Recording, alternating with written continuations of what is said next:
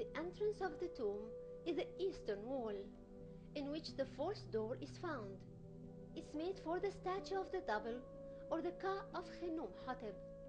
That's where the offering table should be placed, right in front of the door. The scenes on the wall describe Khnum-Hotep hunting and fishing. These scenes are very vivid and excellently colored.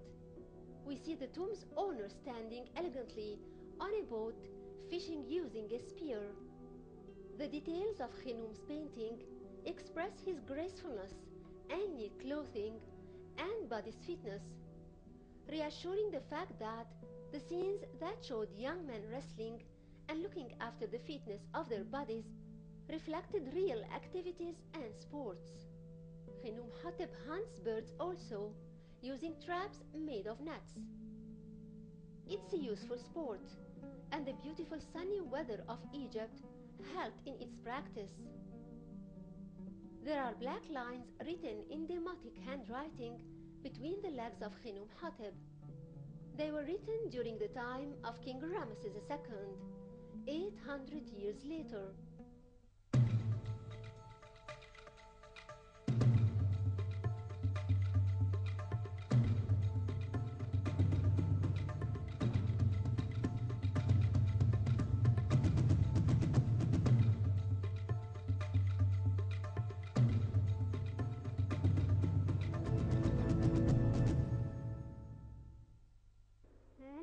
Welcome to Egypt. Where are you from? Hello, we're from Holland, the Netherlands. Netherlands, which part? Near Amsterdam, I live. Yeah, you too? Yeah, me too. Yeah, 10 minutes from Amsterdam. So. Amsterdam is a very famous in Egypt because we have a comic movie called The Hammam in Amsterdam, so it's very famous. Oh, nice, nice. Okay. So when did you come to Egypt? We came yesterday, and it's our second time to Egypt, to Cairo. Your second time, so what did you... Third time. Right, so what did you do the previous times? Where did you go? Before I was in Sharm el-Sheikh, and I was diving there and snorkeling, and it was a holiday on a resort.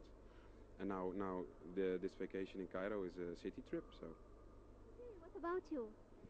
Most of the time I'm here for business. I'm a medical escort, and I pick up Dutch people with medical problems and escort them at home to an hospital or a living place. And that's the reason why I'm here, also now here in Egypt. Bring someone to Beirut, we did it together, and then we stop here, make a stopover in Cairo for one day, and we thought we must see and taste this museum and your old famous history.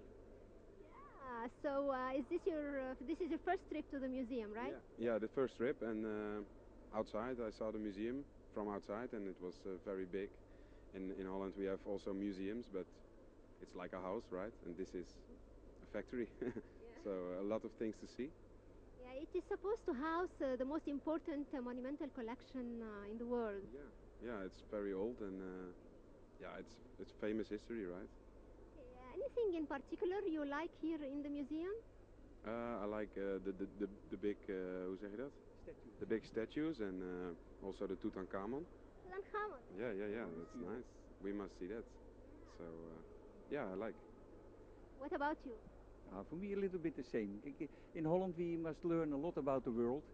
And at school, many years ago, behind me, I learned also about the Egypt history.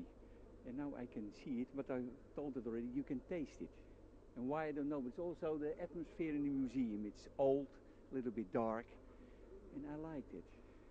You are correct. Actually, here you can really taste the history of Egypt, and you can touch the monument. You see the monuments in front of you, only a few yards away. And so, what about King Akhenaten? Have you heard about him? Akhenaten, the pharaoh, or Nefertiti? Yes.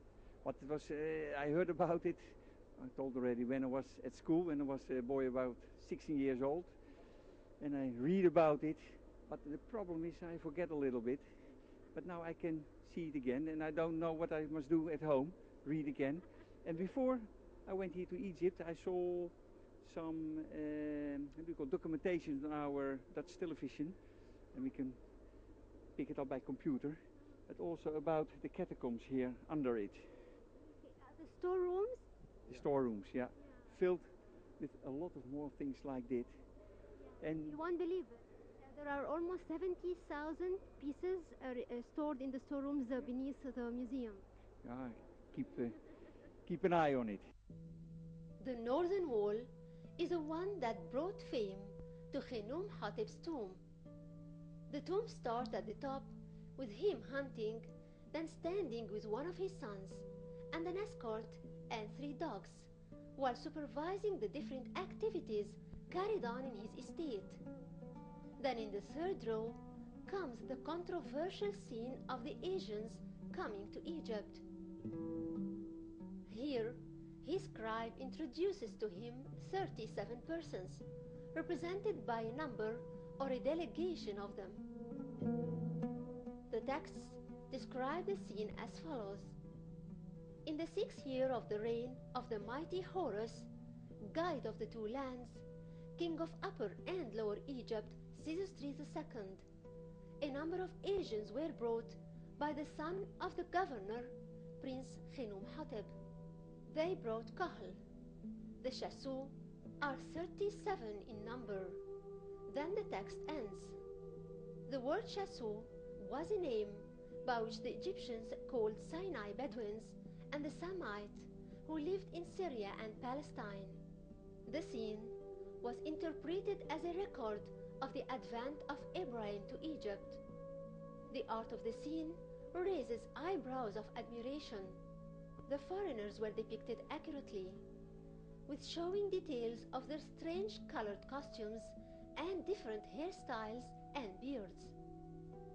Their leader is called Ibshah, which equates Ibshai in the Bible.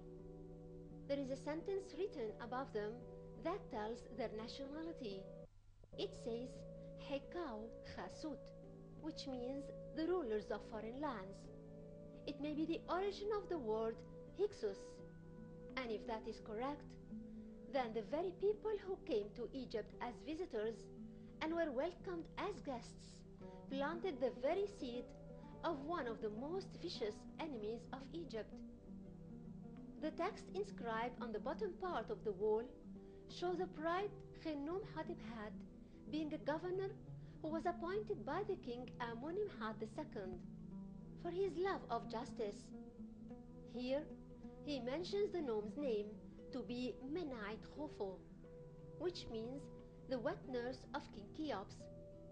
King Cheops lived 1,000 years earlier, yet the Egyptians, who revered their ancestors and their history, kept calling this town Menait Khofo, being proud to be related to that woman.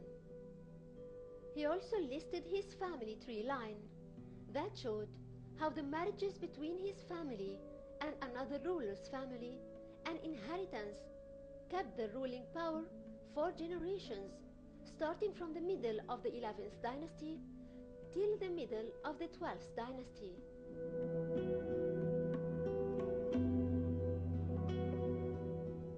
The last wall is a western one that comprises the tomb's entrance.